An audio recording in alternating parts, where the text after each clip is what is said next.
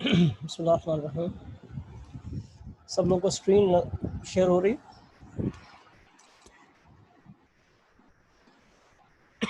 Yes sir. Yes sir. ठीक जी। Any questions from yesterday's lecture?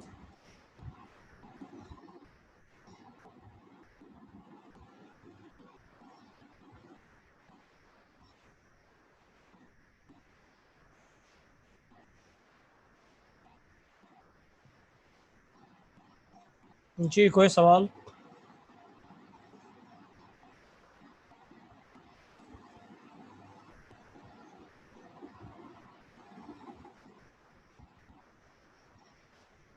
No sir, कोई question नहीं है।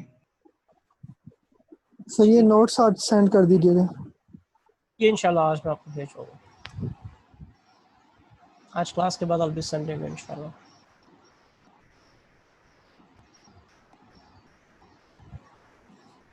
चलें जी, फिर हम आगे चलते हैं। There is no question. एक दो बातें ज़रा हम देख लें। यूज़र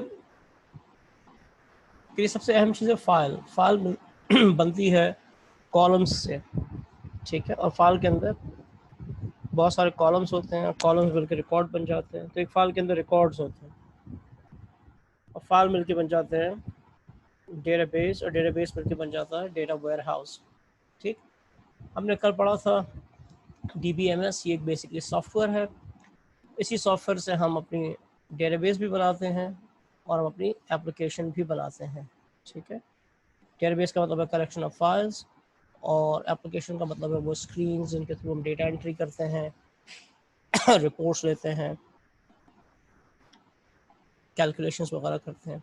और मैंने आपको बताया था कि DBMS में बेसिकली दो पार्ट्स हैं। एक इंजन जिसकी मदद से हम डेटाबेस बनाते हैं, और एक डेवलपर जिसकी वजह से हम वो स्क्रीन्स बनाते हैं।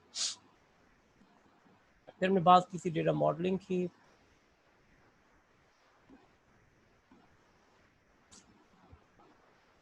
फिर हमने बात की थी कि अगर कोई सिस्टम बन रहा है तो उसमें दो चीज़ें बनेंगी, एक डेटाबेस बनेगा और एक एप्लीकेशन बनेगी।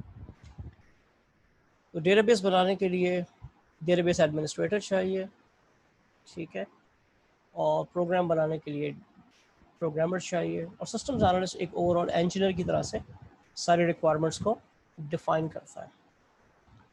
यहाँ तक किसी के जहन में कोई क्वेश्चन हो तो please feel free. Sir system analyst और प्रोग्रामर में ये थोड़ा सा भी अगला टॉपिक जो आ रहा है वहाँ पर उनका डिटेल में जिक्र हो जाएगा, लेकिन मैं आपको एक हल्का सा आइडिया दोबारा दे दूँ। मैंने आपसे कहा था system analyst is like engineer. आपने बिल्डिंग बनानी है तो एक इंजीनियर चाहिए होता है ना आपको, जो पूरी रिक्वायरमेंट्स को डिफाइन करेगा। फिर programmer is like a mason. Mason का काम ये होता है कि जो डिज़ाइन के मुताबिक ब्लॉक्स लगाए। कुछ आइडिया समझ आता है? सर हो गया, थैंक यू सर। ठीक है। अच्छा, डेटाबेस स्ट्रक्चर्स ये एक थोड़ा टेक्निकल चीज़ है, इसीलिए कल हमने इसको किया नहीं, क्योंकि पीछे भी टेक्निकल चीज़ें चली आ रही थी, आगे भी बहुत टेक्निकल, तो हमने कहा थोड़ा ब्रेक। तो डेटाबेस स्ट्रक्चर कई तरीके हैं, और again with the passage of time चीज़ों में बेहतरी आई है, इम्प्रूवमेंट आई है। तीन तरीके हैं, तीन स्ट्रक्चर्स हैं।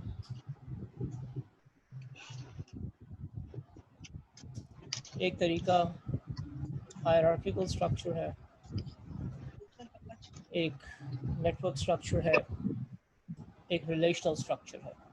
तो ज़ाहिर बात आपको समझ आती है कि हायरार्किकल स्ट्रक्चर था पहले, फिर हमारे पास नेटवर्क स्ट्रक्चर आया, और आजकल हम रिलेशनल स्ट्रक्चर पे काम कर रहे हैं। तो बाकी जो है वो तो यूज़ ही नहीं होते अब, ठीक। हायरार्किकल और network structures are not used. सिर्फ आपके पास रिलेशनल का दौर है। Since 1976 we been working with this. अच्छा, क्या चीज़ें? अच्छा, ये रिलेशनशिप की बात कल हम कर चुके हैं। मैंने आपसे कहा था कि जो एंटिटीज़ होती हैं उनके बीच में रिलेशनशिप होते हैं। 4 रिलेशनशिप्स हैं, 1 to 1, 1 to many, many to 1 and many to many। जैसे हमने देखा था कि one teacher can teach many students, one customer can go to many branches, one customer can have many transactions, one customer can have many products, ठीक है ना, ये बात हम कल कर चुके हैं। हायरार्किकल स्ट्रक्चर, देखिए हायरार्की का मतलब होता है लेवल्स, हायरार्की का मतलब होता है लेवल्स। तो यहाँ पर हम रिकॉर्ड्स को स्टोर करते हैं पेरेंट चाइल्ड स्ट्रक्चर में। पेरेंट चाइल्ड स्ट्रक्चर का मतलब है पेरेंट्स हैं और पेरेंट्स के नीचे बहुत सारे बच्चे होंगे, ऊपर पेरेंट्स और नीचे बहुत सारे बच्चे, ठीक। इस तरीके में मसला क्या था, अब इसकी हम तस्वीर देखते हैं। इसमें रिडंडेंसी थी, डुप्लीकेशन बहुत थी और एफिशिएंसी भी कम थी और रिकॉर्ड्स को मैनेज करना भी एक मुश्किल था। लेकिन ज़ाहिर है मैंने आपसे कहा शुरू में 50s में 60s में हमारे पास यही चीज़ थी। तो इसमें जो सॉफ्टवेयर आते थे आपके पास जिन्हें हम HDBMS कहते थे, Adabase, GT.M, IMS, Cache, Multi-Dimensional Hierarchical Toolkit and MUMS Compiler, ये सॉफ्टवेयर है। अब तो खैर ये यूज़ नहीं होते, ये कॉन्सेप्ट भी यूज़ नहीं होता। फ़र्ज़ करें हमारे पास एक पार्ट्स सेल्स का सिस्टम है, हमने एक सिस्टम बनाया है और हम बेचते हैं गाड़ियों के या किसी भी चीज़ के कुछ पार्ट्स बेचते हैं। अच्छा, चूँकि ये हायरार्किकल सिस्टम है, हायरार्किकल स्ट्रक्चर है, तो इसमें पेरेंट चाइल्ड रिलेशनशिप होगा और पेरेंट चाइल्ड रिलेशनशिप में ये होता है कि एक पेरेंट के कई बच्चे होते हैं, एक पेरेंट्स के कई बच्चे हो सकते हैं। तो देखिए पहले लेवल पे मैंने स्टोर किया डेटा कस्टमर का, जी नज़र आ रहा है, कस्टमर का डेटा स्टोर किया हमने।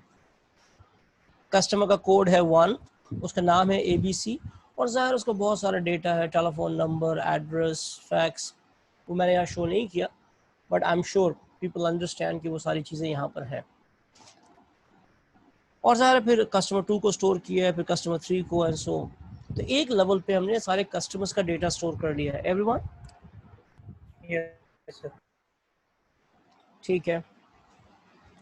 अच्छा, दूसरे लेवल पे मैंने स्टोर किया डेटा ऑर्डर्स का, कि पहला ऑर्डर आया। अच्छा, अब जाहिर है कि यहाँ पर सिर्फ ऑर्डर 1 2 3 लिखा है, लेकिन ऑर्डर में बहुत सारी डिटेल्स होंगे ना, किसका ऑर्डर था। अब फॉर एग्जाम्पल इस ऑर्डर में क्या चीज़ें थी, किस दिन ऑर्डर आया, कितने बजे आया, कितनी क्वांटिटी थी, तो सारी चीज़ें हैं। तो दूसरे लेवल पे स्टोर हो रहा ऑर्डर और तीसरे लेवल पे स्टोर हो रहा प्रोडक्ट्स का डेटा। तो प्रोडक्ट का डेटा P1 का मतलब है लेट्स से क्या मतलब है इसका, मतलब है कोई पिस्टन है फॉर एग्जांपल, ठीक है, और यार उस पिस्टन की डिटेल्स, या कोई स्क्रू है P1 उसकी सारी डिटेल्स। तो हायरार्की समझ आ रही है, पहले लेवल पे कस्टमर्स का डेटा स्टोर हो रहा है, दूसरे लेवल पे ऑर्डर्स की डिटेल्स स्टोर हो रही है और तीसरे लेवल पे प्रोडक्ट की डिटेल्स स्टोर हो रही है। जी अगर मुझे कंफर्म कर दें सब ये चीज़ क्लियर है? जी सर क्लियर है। ठीक यस है, सर क्लियर है। ग्रेट, यस सर, ठीक, गुड। तो आपके पास पहले लेवल पे कस्टमर की डिटेल्स, दूसरे लेवल पे ऑर्डर की, तीसरे लेवल पे प्रोडक्ट की। लेकिन अब देखिए इसमें रिडंडेंसी बहुत है। रिडंडेंसी का मतलब डुप्लीकेशन। डुप्लीकेशन कैसे? जब कस्टमर 1 आया और उसने मुझसे ऑर्डर 1 प्लेस किया और ऑर्डर 1 में उसने P1 प्रोडक्ट खरीदा और P2 प्रोडक्ट खरीदा, मैंने पूरी डिटेल्स डाली P1 की, पूरी डिटेल्स डाली P2 की, नो प्रॉब्लम, ठीक है। अच्छा, उसका कस्टमर 2 आया, उसने ऑर्डर प्लेस किया, ऑर्डर नंबर 2। अच्छा, उसने P1 खरीदा और P3 खरीदा। अब नोट डाउन, मैंने P1 की डिटेल्स दोबारा यहाँ डाली और P3 की डिटेल्स डाली। अच्छा, फिर कस्टमर 1 दोबारा आया, उसने ऑर्डर प्लेस किया, उसका ऑर्डर नंबर 3 था और उसे P1 ख़रीदा, मैंने फिर P1 की पूरी डिटेल्स डाली, ठीक। तो टेक्निकली आप नोट करें, प्रोडक्ट का डेटा बार बार स्टोर हो रहा है। जब भी कोई प्रोडक्ट स्टोर हो रही है, अगर फॉर एग्जांपल 15 कस्टमर ने P1 ऑर्डर किया तो हर बार मैंने P1 की डिटेल्स डाली, तो यही तो रिडंडेंसी है। Yes no, duplication, yes sir.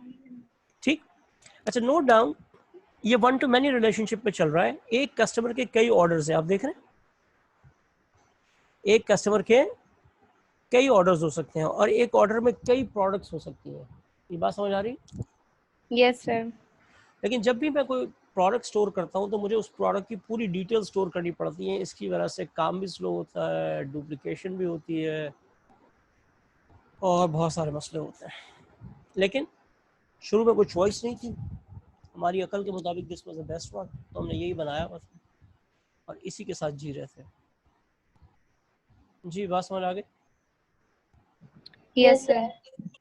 तो ये रिलेशनशिप, ये जो स्ट्रक्चर था ये बेस करता था रिलेशनशिप 1 to many पे।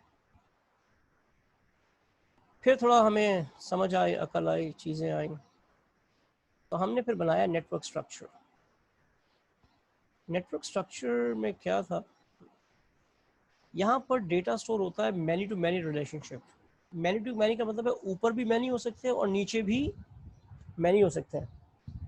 यहाँ तो आपने देखा था कि यहाँ पर 1 to मैनी रिलेशनशिप था, एक कस्टमर के कई ऑर्डर हो सकते हैं और एक ऑर्डर में कई प्रोडक्ट हो सकती हैं।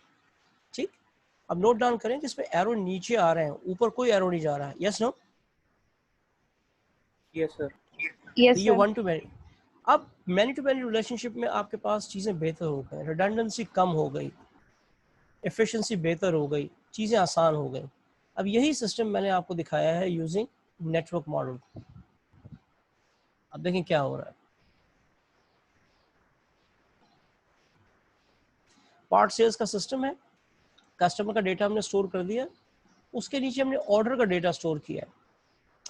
लेकिन नोट डाउन, हमने प्रोडक्ट का डेटा बार बार स्टोर नहीं किया है, हमने एक ही बार प्रोडक्ट का डेटा स्टोर किया है। ये नजर आ रहा है फर्क? Yes, sir. देखिए वहां पर प्रोडक्ट का डेटा कई बार स्टोर हुआ हुआ था, यहाँ पर एक ही बार स्टोर हुआ हुआ है। इसके साथ चार्ट समझा दें ये पार्ट सेल सिस्टम का। क्या समझा दूँ इसमें, बताएं exactly. Sir part sale system की सारी ये थोड़ी कोई खास चीज होगी ना बाप, क्या शुरू से दोबारा से शुरू करूँ, ये कह रहे हैं? नो सर, सारी ये बताया आपने पार्ट सेल सिस्टम का। आरसीएल सिस्टम तो मतलब इसमें क्या बताऊं मैं आपको यार, कहाँ से गड़बड़ हुई है? क्या आपने हायरार्किकल का सुना था, नहीं सुना था? ये सर सुनिए। उसमें क्या हायरार्की का समझ आ गया आपको कि हायरार्किकल में Yes, क्या sir. होता है? क्या होता है हायरार्किकल में?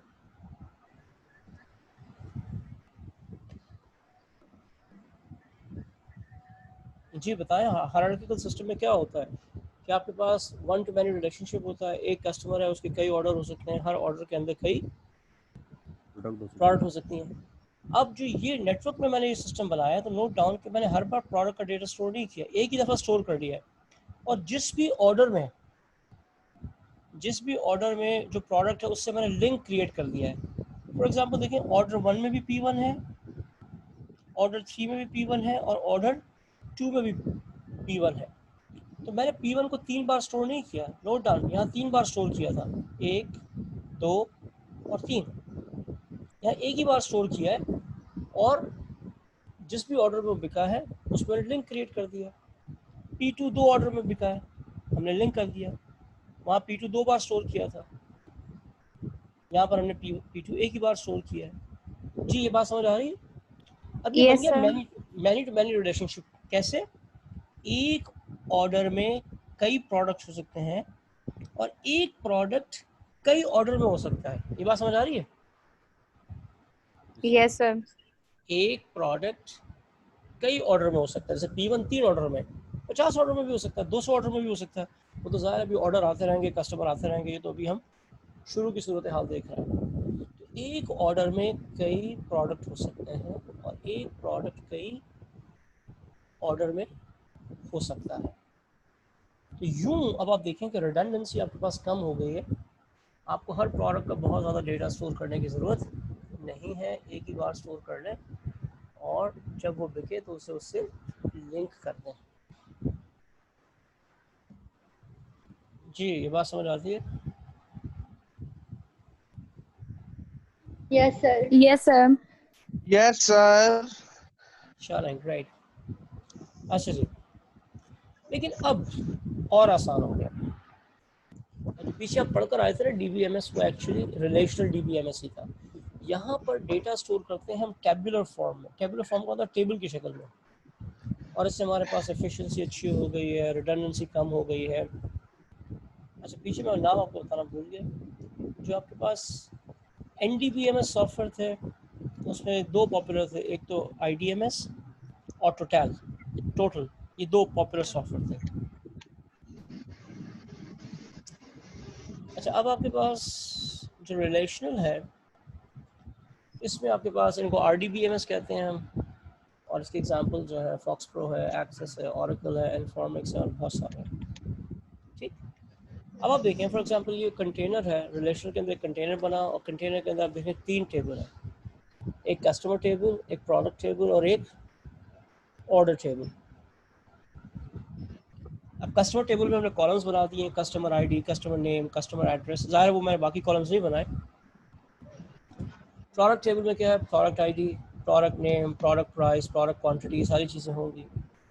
और तीसरा टेबल है ऑर्डर टेबल। इस ऑर्डर टेबल के अंदर क्या है, ऑर्डर की आईडी है, कस्टमर की आईडी है और प्रोडक्ट की आईडी है। ठीक, अब कहीं कोई डुप्लीकेशन नहीं है। प्रोडक्ट का सारा डेटा प्रोडक्ट में स्टोर है, कस्टमर का सारा डेटा कस्टमर में स्टोर है, और ऑर्डर के टेबल में जी शेख उवैस आपके पास हमेशा मसला होता है भाई, अपना माइक बंद करें आप, या मैं आपको should I throw you out?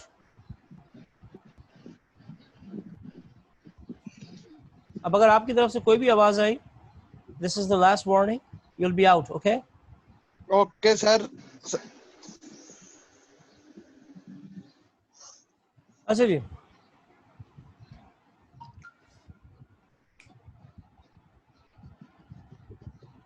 तो कस्टमर का सारा डेटा कस्टमर के टेबल में है, प्रोडक्ट का सारा डेटा प्रोडक्ट के टेबल में है। ऑर्डर के टेबल में आपको कस्टमर की डिटेल डालने की जरूरत ही नहीं है। आपने क्या किया, कस्टमर की आईडी डाल दी है। Do you understand this? Yes sir. अब प्रोडक्ट की डिटेल डालने की जरूरत भी नहीं है, वहाँ प्रोडक्ट की आईडी डाल दी है। तो अब आप देखें, अगर मुझे देखना है ऑर्डर 1 किसका है, तो ऑर्डर 1 जो है कस्टमर आईडी C1, तो C1 कौन है जी, वो आप कस्टमर टेबल में जाके देख लें। C1 जो है ABC है और बाकी डिटेल्स भी आ जाएंगी उसकी। Yes no? और इसने Yes, sir. ऑर्डर 1 में खरीदा था प्रोडक्ट आईडी P1। P1 क्या है, वो प्रोडक्ट टेबल में जाके देख लें। अब ये कंटेनर में है सारे टेबल और आपस में लिंक्ड अप है। ये टेबल कंटेनर में है और सारे आपस में लिंक्ड अप है और कोई रिडंडेंसी नहीं है। एक चीज एक ही बार स्टोर किया आपने। जी यहाँ तक चीजें क्लियर है? Yes sir. चलो राइट।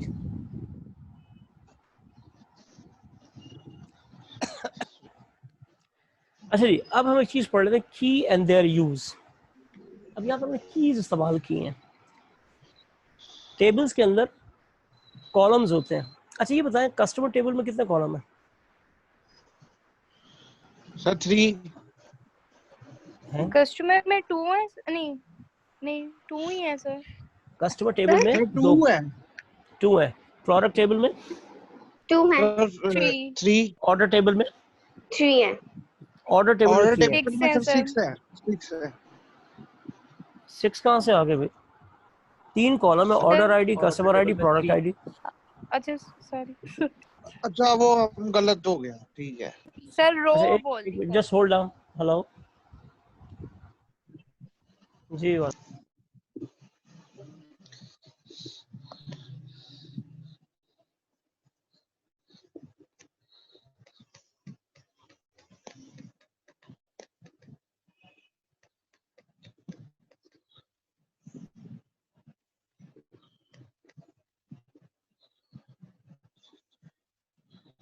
अच्छा जी, कस्टमर टेबल में कितने कॉलम है? टू है सर। सर 2। प्रोडक्ट टेबल में सर 3। 3 नहीं 2 3 ही कहाँ है से हो गए? आप प्रोडक्ट टेबल में सर 2 2 कॉलम है। कॉलम 2 है। और ऑर्डर टेबल में कितने हैं? 3। 3। अच्छा यू अंडरस्टैंड, कॉलम और भी हो सकते हैं ना, अपने रिक्वायरमेंट के मुताबिक मैं रख सकता हूँ। मेरे पास जगह कम Yes, थी, sir. आपको समझाना था तो मैंने 2-2 3-3 रखे हैं। Is it clear? Yes yes sir. Sir.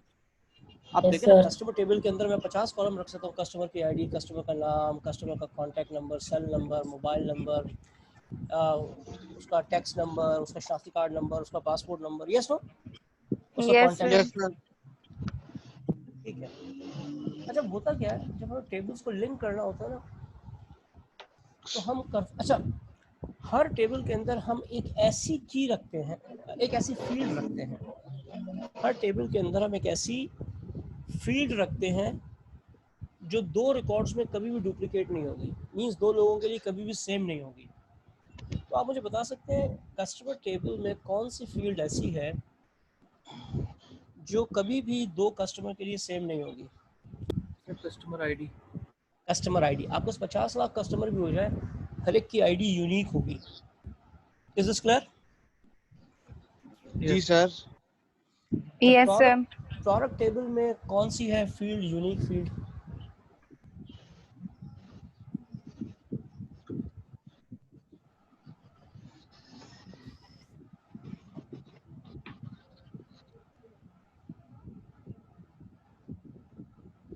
जी कौन सी है? प्रोडक्ट आईडी Product नहीं है? ID. हर प्रोडक्ट की एक अलग आईडी होगी, ठीक है ना? हर Yes, sir. प्रोडक्ट की अलग आईडी होगी। जैसे अब आप देखिए, आपके आईसीएमए में रजिस्टर हुए ना, तो आपके हो सकता है दो लोगों के नाम सेम हो, डेट ऑफ बर्थ सेम हो, वालिदैन के नाम सेम हो, लेकिन आपका रजिस्ट्रेशन नंबर कभी सेम नहीं होगा। वो ठीक। क्यों सर? यार ये तो आपने अजीबोगरीब सवाल कर दिया। रजिस्ट्रेशन नंबर का दो लोग, भाई मुमकिन है दो लोगों का नाम पते सेम हो तो कन्फ्यूजन होगी। इस कन्फ्यूजन से बचने के लिए उन्होंने आपको एक फील्ड दे दी है, एक कॉलम क्रिएट कर लिया है, उसका नाम है रजिस्ट्रेशन नंबर।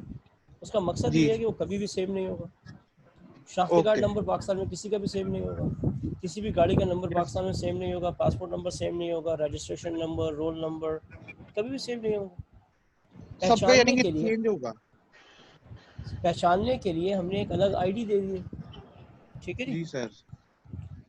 ठीक।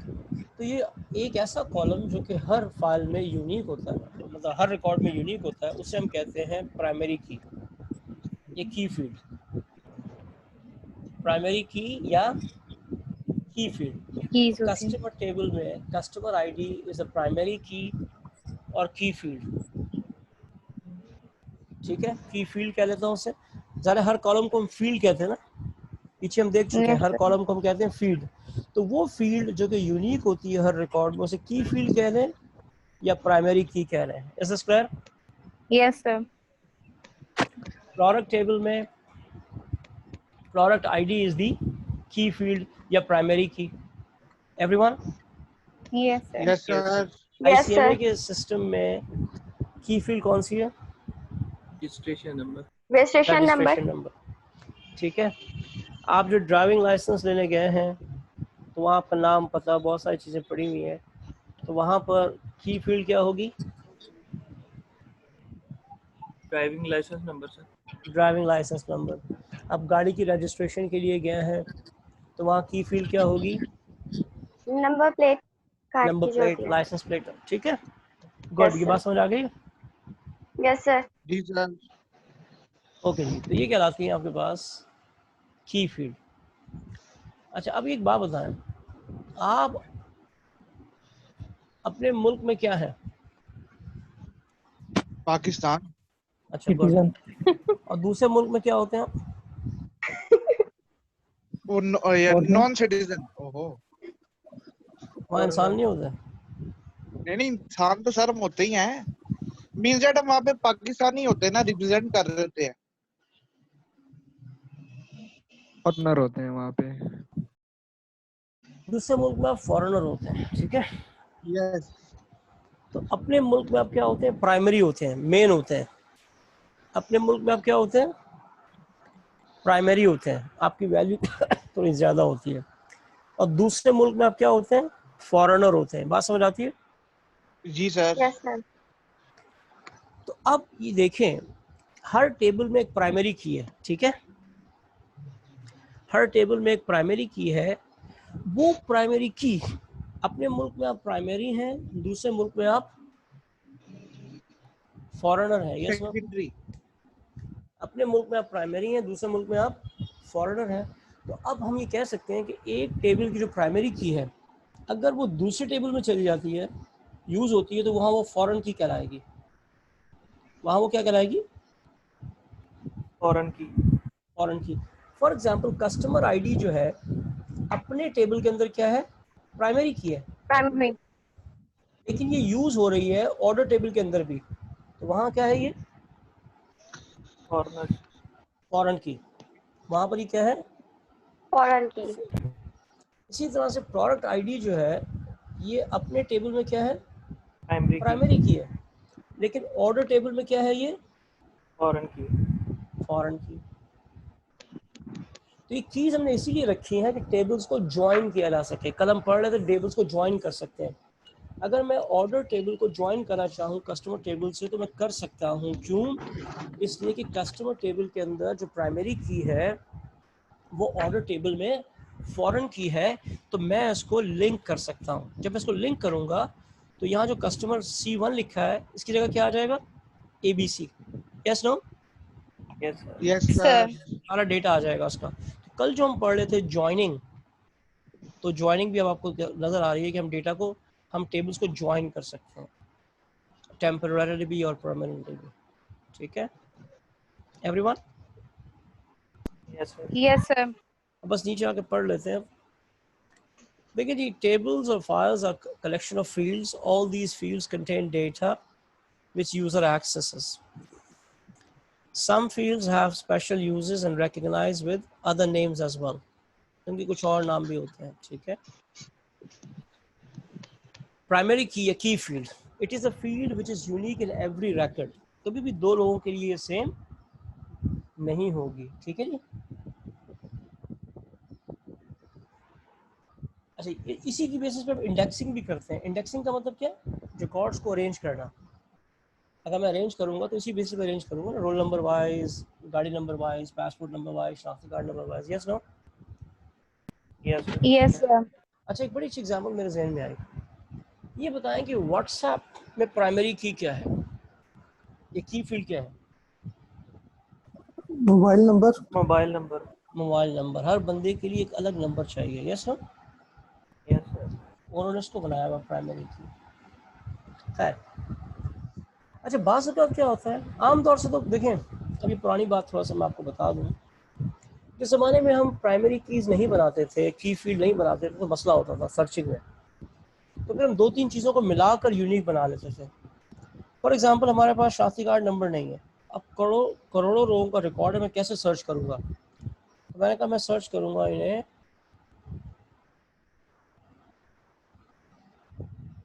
मैं इन्हें सर्च करूँगा। एक मिनट यार, एक बड़ी इंपॉर्टेंट कॉल आ रही है। अस्सलाम वालेकुम।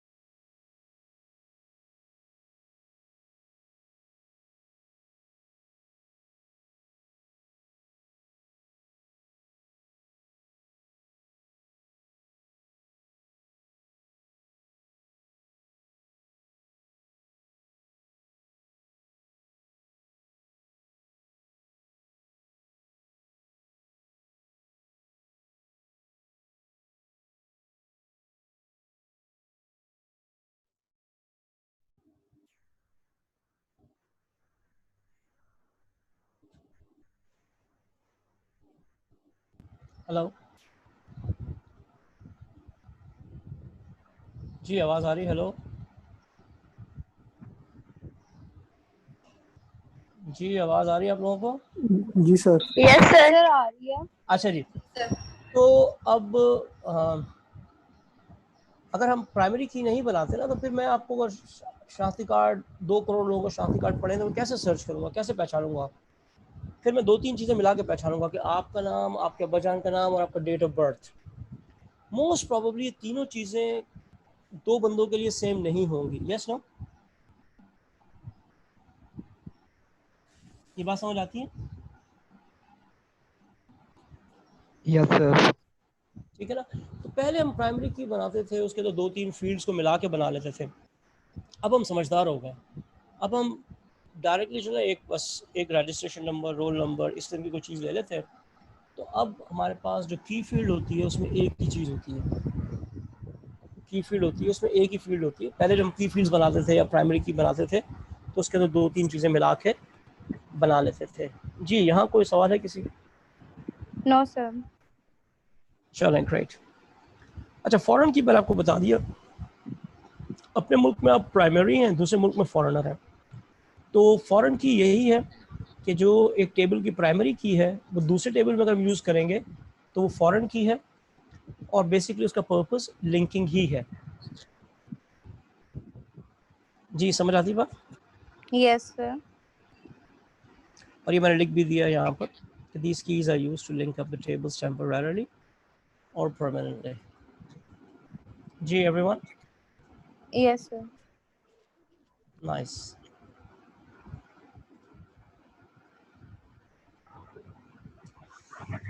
चलें, आगे हैं जी। ये क्या हो रहा है? लोग डिस्कनेक्ट हो रहे हैं, नेट मेरा ख्याल इशू कर रहा है। डेटाबेस ट्रेंड्स आजकल क्या हो रहा है? आजकल 3-4 चीज़ें बड़ी कॉमन हैं डेटाबेसेस के हवाले से। एक तो है आपके पास डिस्ट्रीब्यूटेड डेटाबेसेस, बड़ा आसान सा कॉन्सेप्ट। जो बड़े बड़े इदारे हैं उनके पास करोड़ों तो खैर कम है, they have billions of records, अरबों रिकॉर्ड्स हैं। तो हो सकता है कि वो अपना पूरा का पूरा रिकॉर्ड्स एक जगह पे ना रखें। हो सकता है कि उनके पास 10 मिलियन रिकॉर्ड हैं, 10 बिलियन रिकॉर्ड्स हैं। तो 10 बिलियन में से उन्होंने 5 बिलियन एक जगह पर रखे हुए, 5 बिलियन एक जगह पर रखे हुए। तो ये बन गया डिस्ट्रीब्यूटेड डेटाबेसेस। क्या बन गया ये? Distributed database. समझ आ गई बात? Yes sir. लेकिन आईसीए में भी ये कर सकता है कि आईसीए में एक सेंट्रलाइज्ड डेटाबेस बना ले, या हर शहर का अलग अलग बना ले। अगर हर शहर का अलग अलग होगा तो ये एक डिस्ट्रीब्यूटेड होगा। Everyone? Yes sir. Yes sir. So object oriented databases, ये ज़रा रिलेटिवली नया आइडिया है। रिलेटिवली नया आइडिया है, मतलब कोई इतना, मैं नहीं कह रहा कि बिल्कुल नया आइडिया है, खासे अरसे से है हमारे पास। देखिए, जितनी चीज़ें हैं ना, आजकल हम बात करते हैं ऑब्जेक्ट्स की। ऑब्जेक्ट का मतलब कोई भी चीज़। फॉर एग्जांपल आजकल हम देखें डेटाबेस में टेक्स्ट नहीं रख रहे हैं, सिर्फ डेटाबेस में हम पिक्चर्स भी रख रहे हैं, हम वीडियोस भी रख रहे हैं, हम ऑडियो भी रख रहे हैं। फॉर एग्जांपल, सबने तजुर्बा किया होगा, सबको एक्सपीरियंस होगा, आप किसी सेलफोन कंपनी को कॉल करें तो बंदा जो आपसे बातचीत करता है, आपने कोई कंप्लेन लिखवाई तो कंप्लेन लिख भी लेता है, और एक मैसेज भी आता है कि आपकी ये गुफ्तगू रिकॉर्ड हो रही है। Yes no?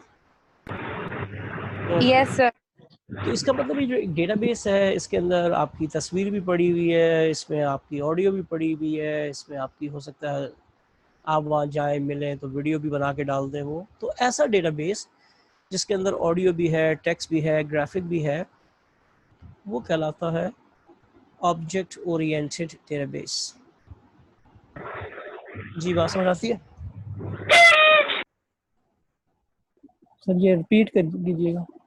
भाई, एक ऐसा डेटाबेस जिसके अंदर ऑडियो भी रखे हैं, क्योंकि आमतौर से डेटाबेसेस में टेक्स्ट होता है। अब देखें आईसीएमए ने भी क्या किया, पहले आपके पास डेटाबेस में सिर्फ टेक्स्ट होता था, अब आपकी पिक्चर भी रखी हुई है उन्होंने, आपके एडमिट कार्ड पे छपी हुई आती है, ऐसा ही है?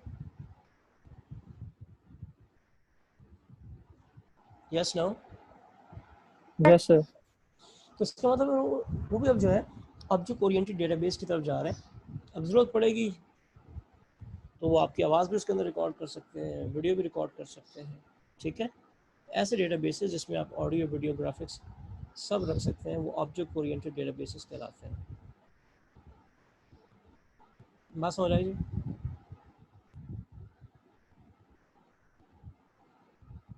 Yes no? Yes sir. Yes sir.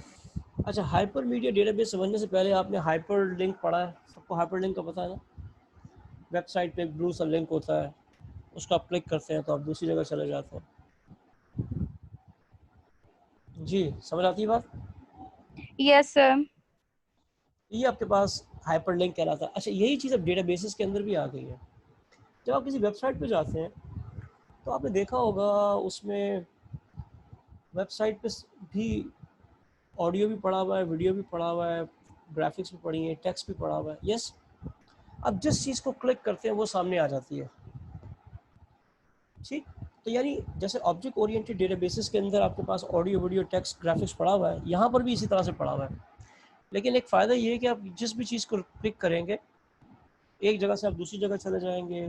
ठीक, तो इसका मतलब वहाँ पर पड़ा हुआ एक हाइपर मीडिया डेटाबेस। इसका मतलब है कि वो सारी की सारी चीज़ें जो हैं डेटाबेस के अंदर आपस में हाइपर लिंक हुई हुई हैं। ये कह लें आप, टेक्स्ट, ऑडियो, वीडियो, ग्राफिक्स जो है वो हाइपर लिंक हुई हुई हैं, कनेक्ट हुई हुई हैं, और हम किसी भी चीज़ को एक्सेस कर सकते हैं। आप क्लिक करें वो चीज़ आ जाएगी। सर एट ए टाइम हम डिफरेंट को कर सकते हैं, मतलब डिफरेंट टास्क कर सकते हैं?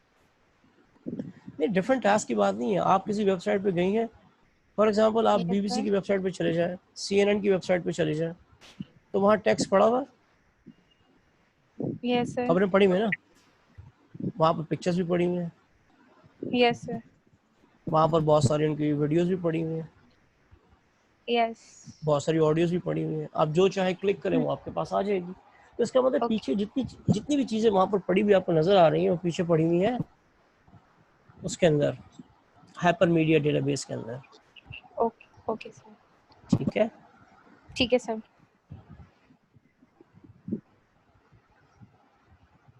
चलें, ग्रेट, आगे चलें जी। Yes sir. अच्छा, अब आप देखिए इस डेटाबेस के या डेटाबेस अप्रोच के या इस डेटाबेस मैनेजमेंट सिस्टम के फ़ायदे क्या हैं?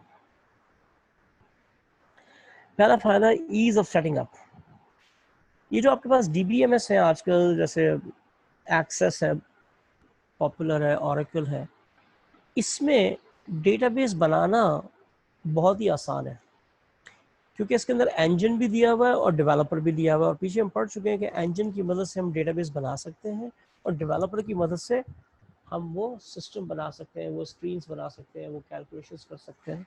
ठीक, तो यानी लिटरली अगर आप थोड़ा सा टेक्निकल आदमी हैं तो एक छोटा मोटा सिस्टम बनाना चंद घंटों की बात है, चंद घंटों की बात है। आप इस DBMS को यूज़ करें और इसके अंदर अपनी रिक्वायरमेंट्स बताएं, आपका डेटाबेस बन जाएगा।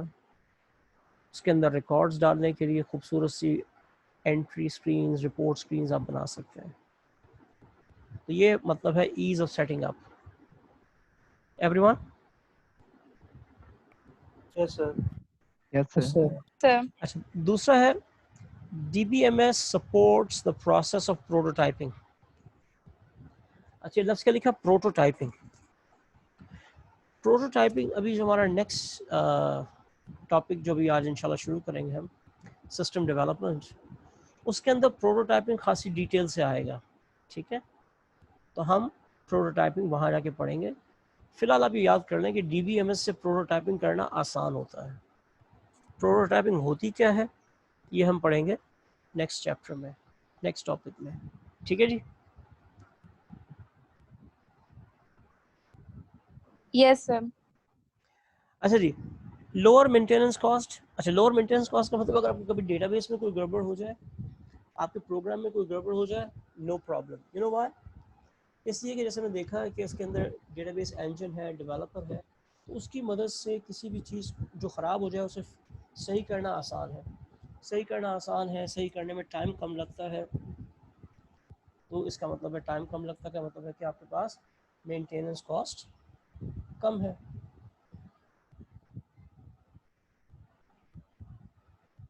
जी, बात समझ आती है? Yes sir. राइट।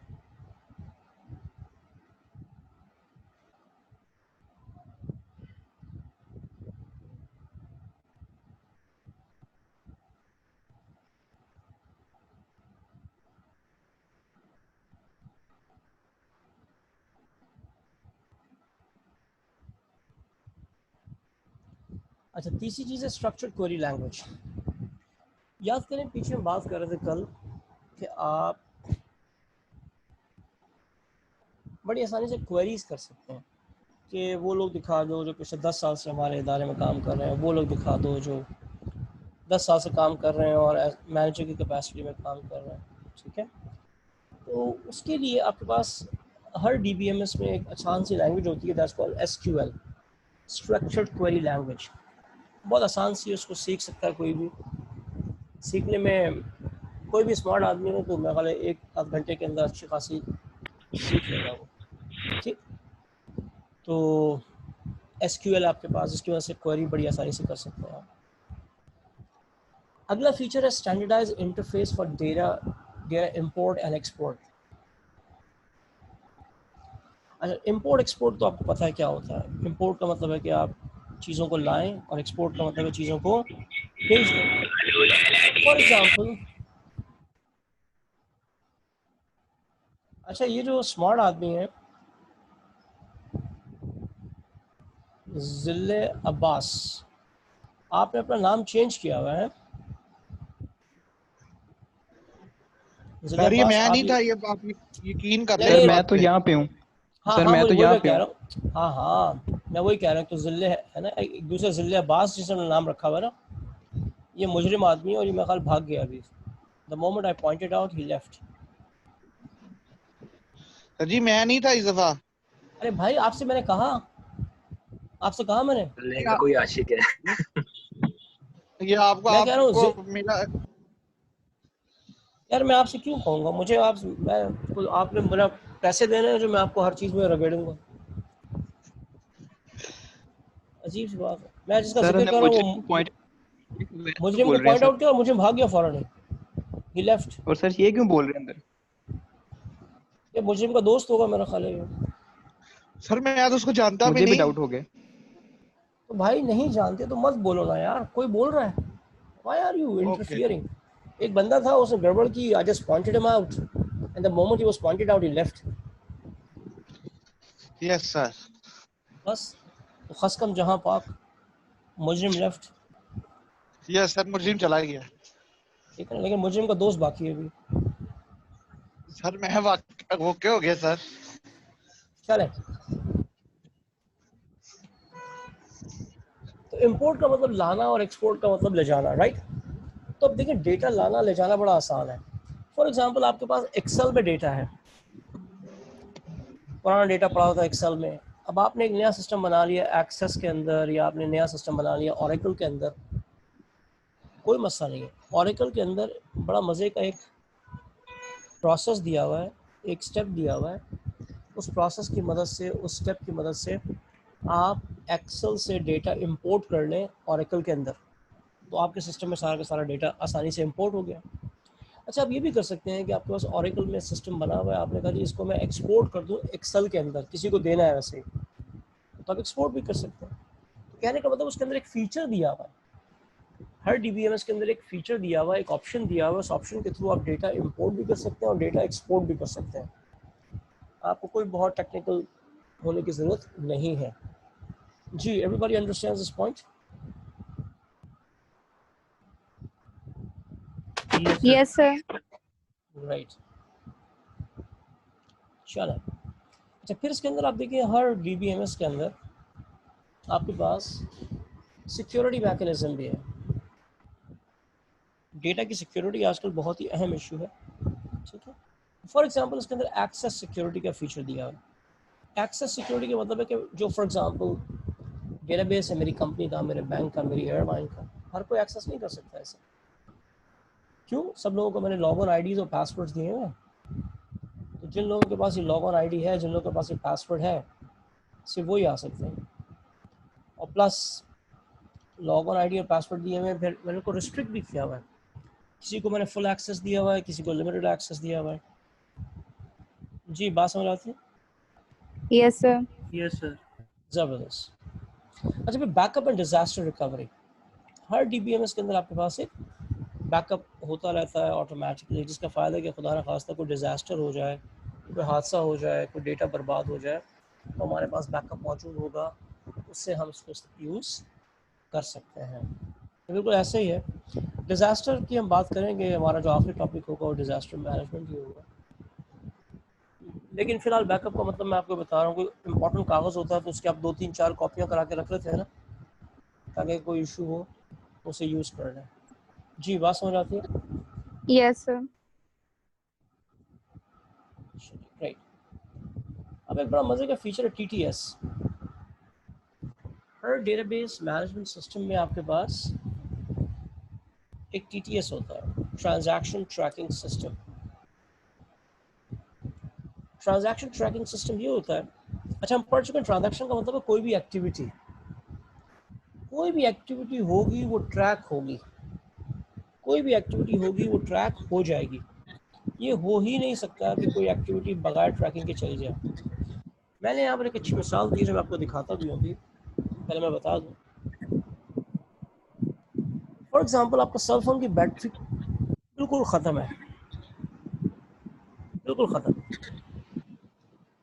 और किसी भी लम्हे बंद हो सकता है सेल फोन, और एक कॉल आई और सेल फोन की बैटरी में इतनी भी जान नहीं थी कि बेल बजती, कॉल आते ही सेल फोन ऑफ हो गया। अब जब आपने सेल फोन को ऑन किया, चार्ज किया, तो क्या लिखा हुआ आ रहा था उस पर? क्या लिखा हुआ है सेल फोन पे? लो बैटरी का ऑप्शन आ रहा है। ओहो, जब आपने चार्ज करके ऑन किया तो क्या ऑप्शन, क्या लिखा हुआ होगा स्क्रीन पे? Restored one miss call. One miss call का ऑप्शन था। ठीक है ना, आ रहा होगा। अच्छा, आप देखेंगे तो वो आपको बताएगा किस नंबर से कॉल आई, किस दिन कॉल आई, किस तारीख को कॉल आई। Yes no? यस सर वो तो यानी रिकॉर्ड देगा ना सारा, रिकॉर्ड देगा पिछला। हाँ, तो रिकॉर्ड तो वो डेटाबेस में ही जा रहा है ना, रिकॉर्ड पीछे एक डेटाबेस बन रहा है। तो मैं आपको बता रहा हूँ ये कि सेल फोन मरते मरते भी कंप्लीट इंफॉर्मेशन रिकॉर्ड करके गया है। कभी ऐसा नहीं होगा कि उसने नंबर रिकॉर्ड कर लिया और डे टाइम रिकॉर्ड नहीं किया। Are you getting what I am saying? जब भी रिकॉर्ड करेगा पूरा करेगा, नहीं तो नहीं करेगा। Yes sir. यही कहलाती है, यही है TTS, ट्रांजैक्शन ट्रैकिंग सिस्टम। मैं अब आपको बता रहा हूँ, एक 10,000 रुपये का सेल फोन के अंदर ये फीचर है।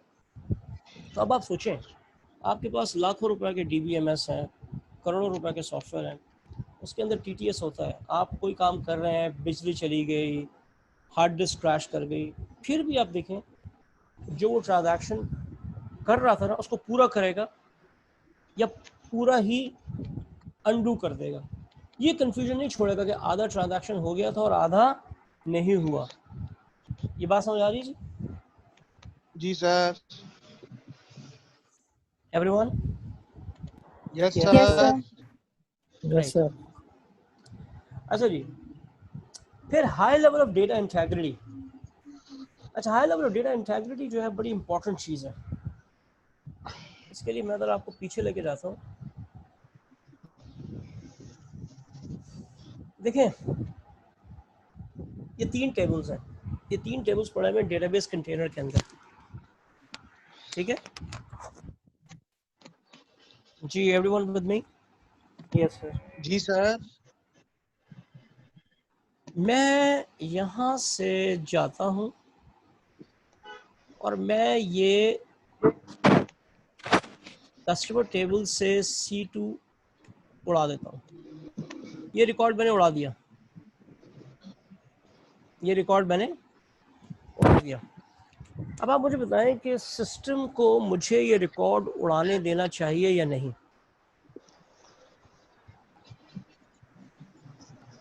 मैंने उड़ा दिया अभी, सिस्टम को मुझे उड़ाने देना चाहिए या नहीं? No sir. No sir. क्यों?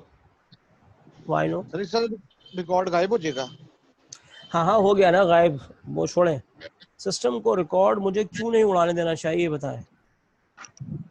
ताकि सर वो सेव रहे और जब भी हम चाहे हम चेक कर सके। नहीं, मेरी मर्जी, मैं चाह रहा हूँ कि रिकॉर्ड, बस मेरा दिमाग ख़राब हो गया, मैंने उड़ाना है। लेकिन सिस्टम मुझे उड़ाने दे रिकॉर्ड या ना दे, ये बताएं। दे तो क्यों रिकॉर्ड उड़ाने दे, और ना उड़ाने दे तो क्यों ना उड़ाने दे?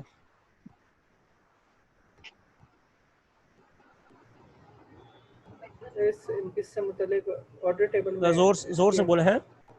इससे मुतालिक ऑर्डर टेबल में इसकी इंफॉर्मेशन है, इसलिए ये इसको जी नहीं बताना जबरदस्त।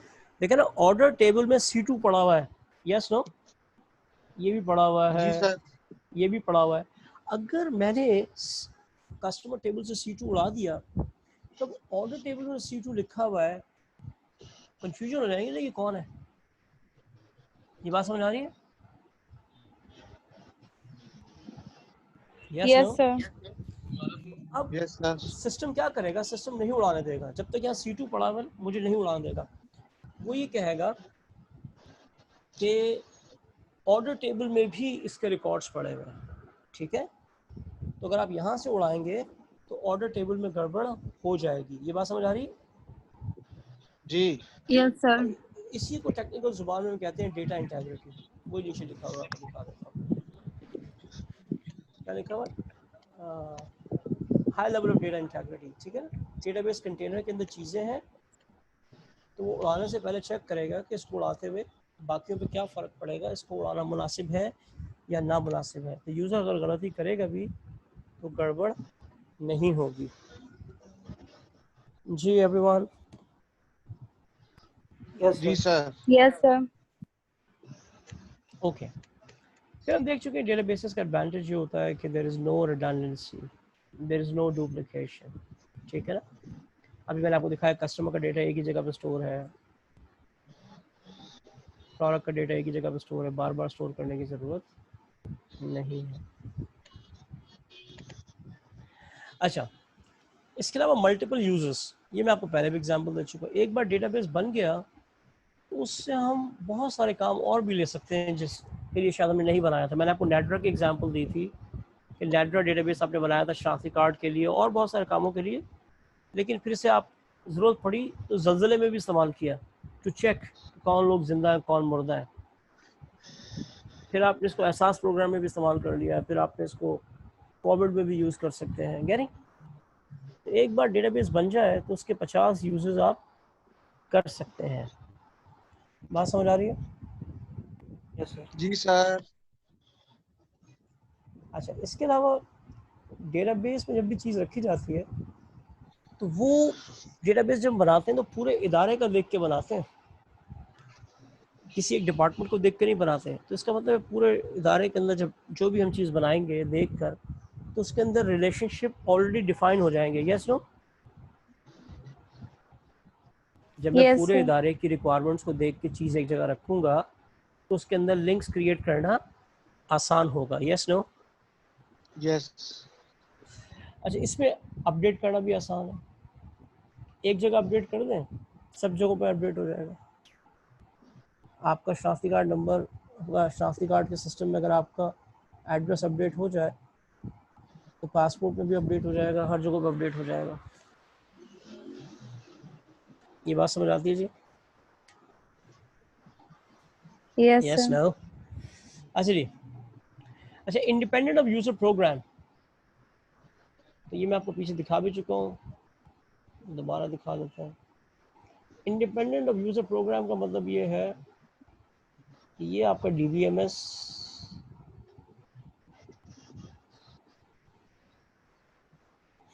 ये आपका डेटाबेस पड़ा हुआ है, ये डेटाबेस कंटेनर है, इसके ऊपर DBMS सॉफ्टवेयर चल रहा है।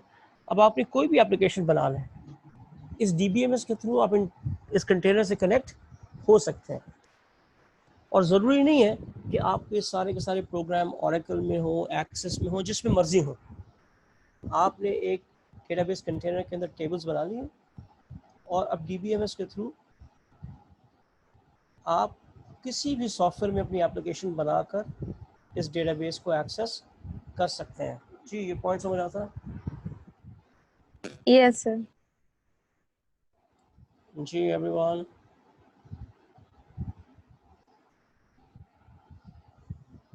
जी यस नो? लोग जिंदा हैं? Yes, sir. यस सर, हम जिंदा हैं। जी सर, अल्हम्दुलिल्लाह। चंद लोगों का जिंदा होना अच्छा होता है और चंद लोगों का जिंदा होना बहुत ही अच्छा होता है। अच्छा जी, independent of the user program. Table पे डेटाबेस का जो बना हुआ है उस पर आप किसी भी प्रोग्राम के थ्रू कनेक्ट होकर काम कर सकते हैं। अच्छा, मजे की बात है, ऑफ द शेल्फ अवेलेबल, ये जितने DBMS हैं, Oracle, एक्सेस मार्केट में मिले पड़े हुए, जाएं खरीदें और उन्हें आप इस्तेमाल कर सकते हैं। जी एवरीवन। जी सर। Yes sir. यस जी सर। सर ठीक है। चलें, लेकिन कुछ डिसएडवांटेजेस भी हैं। Data security and privacy. अच्छा, अभी कोई एतराज़ कर सकता है? पीछे तो मैं ये कह कर आया हूँ। एक मिनट यार, कॉल आ रही है, just hold on for a second.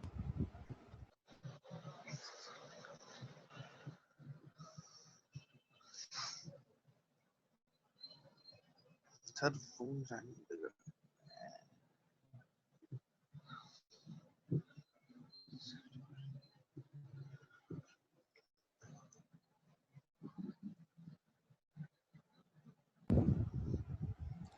तो पीछे मैंने भी आपको बताया था कि एडवांटेज, सिक्योरिटी का एडवांटेज है कि लॉग ऑन आईडीज हैं, पासवर्ड्स हैं, यस नो। Yes sir. लेकिन अब मैं कह रहा हूँ डिसएडवांटेज भी है। डिसएडवांटेज ये है कि एक बड़ी हैसल हो गई है ना, सब हज़ारों यूज़र हैं, सबके लॉग ऑन आईडीज़ बनाना, सबके सिक्योरिटी सेट करना, तो ये एक मुश्किल और लंबा काम है। बात समझ आती है जी? Yes sir. सिक्योरिटी तो है, लेकिन उसको मैनेज करना भी तो एक काम है, सबको सेट करना। और दूसरी बात, अगर मैंने सिक्योरिटी को सेट नहीं किया, मैं एक्सपीरियंस आदमी नहीं हूँ, मैंने सेट नहीं किया, तो फिर सिस्टम के अंदर पता नहीं क्या कुछ हो जाएगा। किसी को कम एक्सेस देना था उसको ज़्यादा हो जाएगा, जिसको ज़्यादा देना था उसका कम हो जाएगा, यू नो। तो ये सारे के सारे मसले अपनी जगहों पर हैं। जी, बात समझ आती है? Yes sir. अच्छा, अब एक और ड्रॉबैक ये है कि अब डेटाबेस कंटेनर में सारा डेटा पड़ा हुआ है ना, ये एक ही जगह पे पड़ा हुआ है। अगर इसके अंदर कोई इनएक्यूरेसी है, फॉर एग्जांपल एक जगह ICMA में आपका एड्रेस गलत पड़ा हुआ है, तो एग्ज़ाम के पास भी गलत एड्रेस जाएगा, एजुकेशन के पास भी गलत जाएगा, ट्रेनिंग वालों के पास, प्लेसमेंट वालों के पास, हर एक के पास गलत एड्रेस जा रहा होगा, यस ना। जी। अच्छा, इसी से मिलता जुलता एक और भी ड्रॉबैक कि चूँकि एक सेट ऑफ डेटा है, अगर ये डिस्ट्रॉय हो गया ना तो सभी कुछ डिस्ट्रॉय हो जाएगा। एक जगह पर डेटा पड़ा, अगर एक जगह से डिस्ट्रॉय हो गया तो पूरा इदारा को सफ़र करना पड़ेगा। जी, बात समझ आती है? Yes sir. अच्छा जी, यस सर। ये जब भी हम पीछे पढ़ रहे थे कि आपके पास अगर सेंट्रलाइज डेटाबेस है और उसमें हज़ारों या लाखों यूज़र कनेक्ट हो रहे हैं, तो मसला होगा उसको एक्सेस करने में, क्योंकि डेटाबेस में बहुत लोड पड़ जाएगा और उस लोड की वजह से एक्सेसिंग में इशू आएंगे, कुछ लोग एक्सेस कर पाएंगे, कुछ लोग नहीं कर पाएंगे, कुछ लोगों का एक्सेस स्लो हो जाएगा। तो इसीलिए आजकल हम डिस्ट्रीब्यूटेड डेटाबेसेस पे जा रहे हैं। जी, बात समझ आती है जी? जी सर। चलो जी, great. It was one of the very technical topics, ठीक है। लेकिन इसका फ़ायदा ये कि अब हमारा अगला टॉपिक आसान हो गया। अगला टॉपिक है कौन सा हमारा, सर? अभी देखते हैं, सिस्टम डेवलपमेंट का टॉपिक है, वो हम आसानी से कर लेंगे बिकॉज उसकी बहुत सारी बातें यहाँ पर हो गई हैं।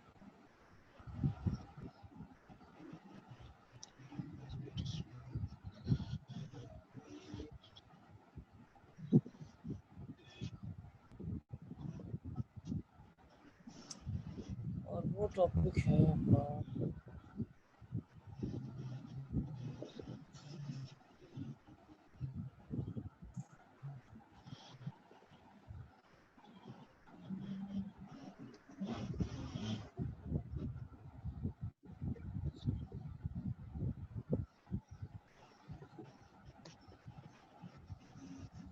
सर ब्रेक ले लें?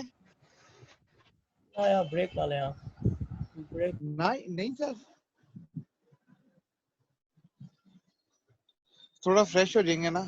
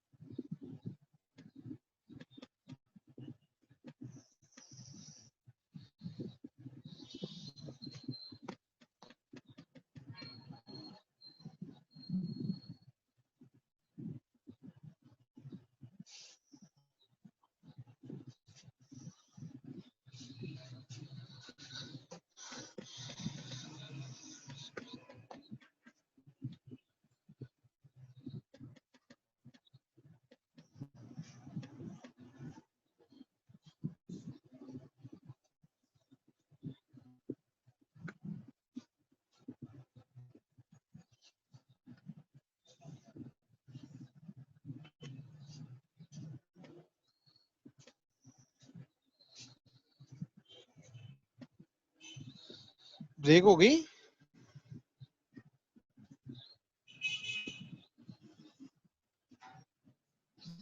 भाइयों, ब्रेक हो गई, कोई बताएगा?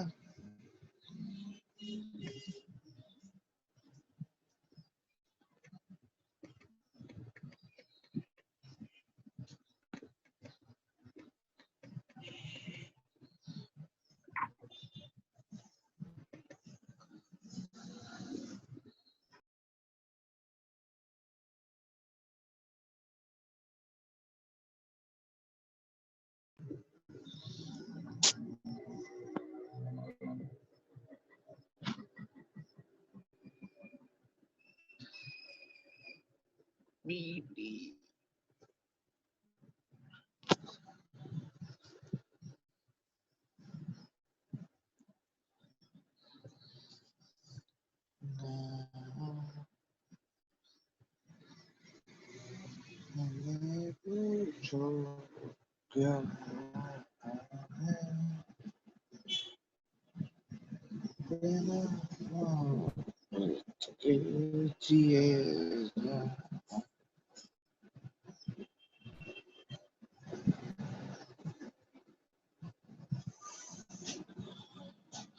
बिना तेरे ना बोलो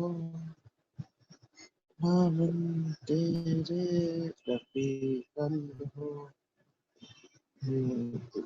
मन जाए पत्थर का ना उसमें कोई चल हो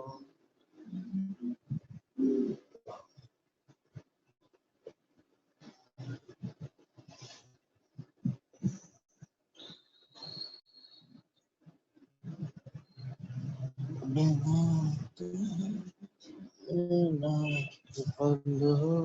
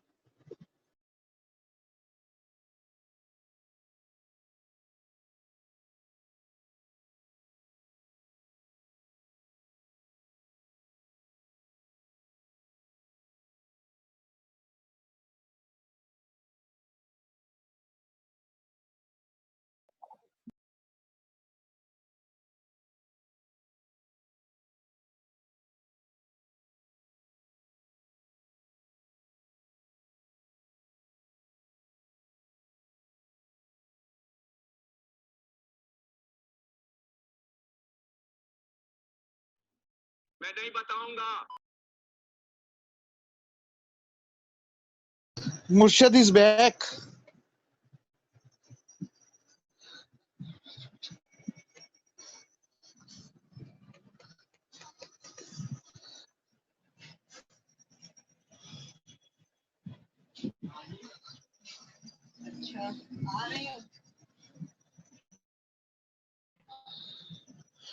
ये कौन था वैसे?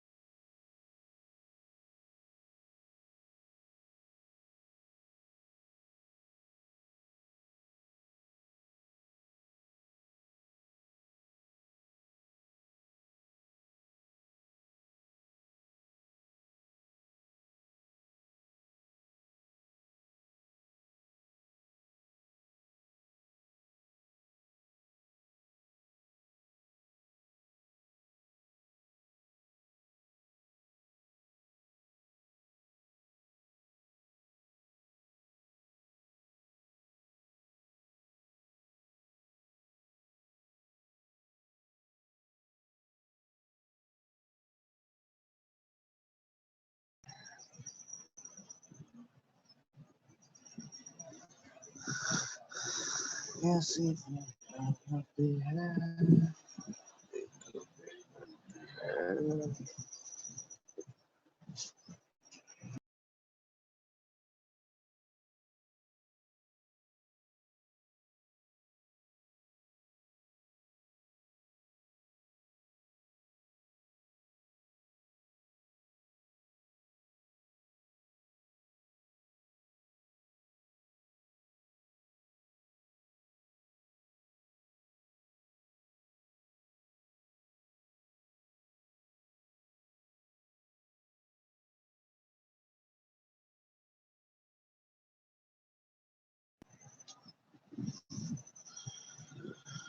हमें दिल जो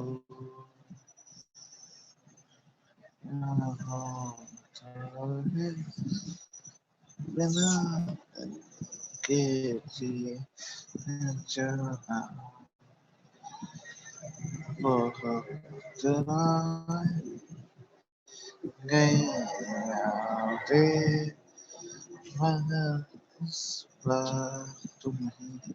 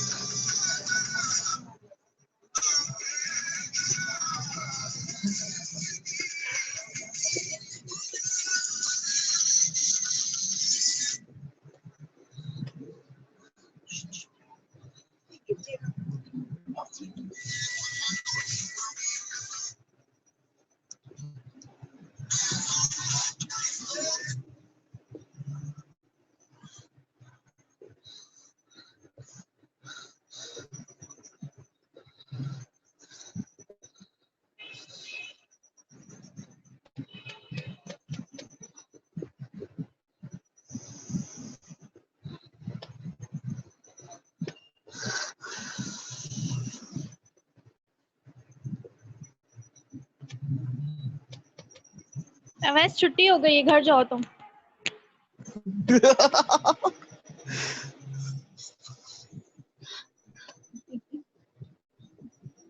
लो कौन बोला क्लास है? ओवर हो गई है क्या? क्लास ओवर हो गई, लेकिन इंटेलिजेंट बच्चा है, एक्स्ट्रा क्लास लेने के लिए बैठा हुआ है। अच्छा अच्छा।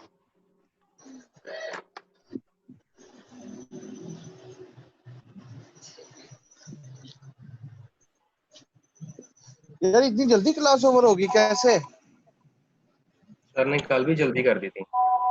यार मीटिंग ओवर नहीं हुई है तो मौके का फायदा उठा रहा है क्या?